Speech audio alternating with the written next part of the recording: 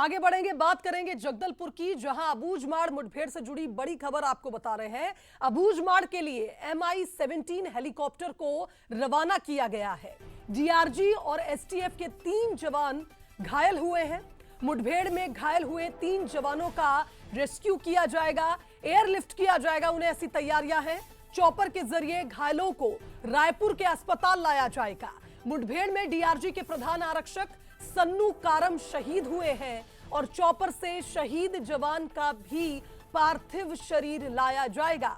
देखिए, लगातार ऑपरेशन में जुटे हुए हैं सुरक्षा बल, और ऐसे में यह दुखद खबर सामने आई थी कि डीआरजी का एक जवान जो शहीद हुए हैं उनके लिए, और साथ ही जो जवान घायल हुए हैं, अब MI-17 हेलीकॉप्टर को भेजा जा रहा है ताकि जल्द से जल्द उन्हें एयरलिफ्ट करके रायपुर के अस्पताल लाया जाए।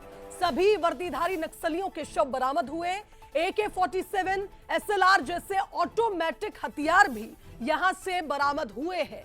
इधर सीएम विष्णुदेव साय ने एक्स पर पोस्ट करके इस घटना पर दुख जताया। उनका कहना है कि जवान शहीद हुए हैं और उनका ये बलिदान व्यर्थ नहीं जाएगा।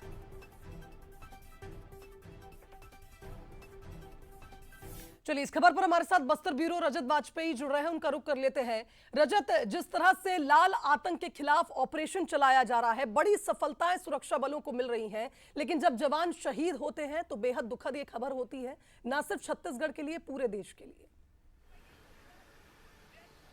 जी बिल्कुल शुभांगी जी, खुफिया तंत्र ने अपना काम कर दिया और उस खुफिया सूचना के आधार पर जो फोर्स के जवान निकले थे उन्होंने अपना काम कर दिया है। अब ज़रूरत है बैकअप की, इसलिए वायुसेना का जो MI-17 हेलीकॉप्टर है वो यहाँ से रवाना किया गया है।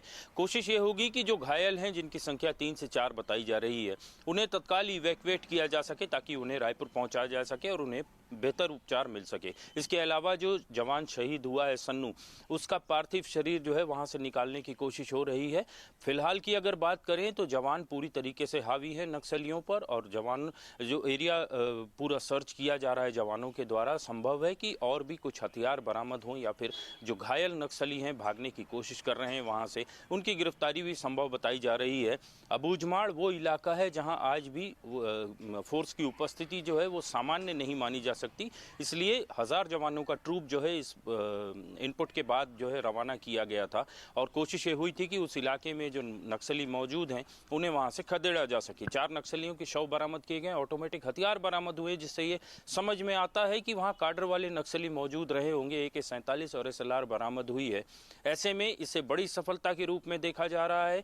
उस पूरे इलाके से नक्सलियों को खदेड़ने के लिए, उस पूरे इलाके में रहने वाले जो आदिवासी हैं उनका जीवन सामान्य करने के लिए फोर्स लगातार कोशिशों में जुटी है, और जो टारगेट सेट किया गया है मार्च 2026 का, उसे समय से पहले पूरा करने के लिए जवान लगातार अपनी जान जो है वो जोखिम में डाल रहे हैं और सर्वोच्च बलिदान दे रहे हैं। आज भी ऐसे ही हुआ है, एक जवान की शहादत हुई है, लेकिन इस पूरे घटनाक्रम के बीच जिस तरीके से इनिशिएटिव लिया गया है, बड़े ऑफिसर जो है उस पर नज़र रख रहे हैं, और ये इसी के रूप में देखा जा रहा है कि वायुसेना के लोग एक बार फिर से बस्तर में चल रही जो लड़ाई है उसमें अपनी सहभागिता निभा रहे हैं। और MI-17 जैसे ही वहाँ पहुँचता है, घायलों को वहाँ से निकाला जाता है, उसके बाद ये ऑपरेशन क्लोज किया जाएगा और फिर पुलिस जो है इस घटना से संबंधित पूरे जो डिटेल्स है वो शेयर करेगी। बिल्कुल सही कहा आपने रजत, और लगातार आप देखिए अभी इस वक्त जवान इस ऑपरेशन पर बने हुए हैं, सर्चिंग भी जारी है। देखना होगा आगे क्या कुछ सफलताएं हमारे सुरक्षा बलों को मिलती हैं, क्योंकि लगातार आप देखिए अलग अलग फोर्स कोर एरियाज में जा रही हैं, खासकर उन एरियाज में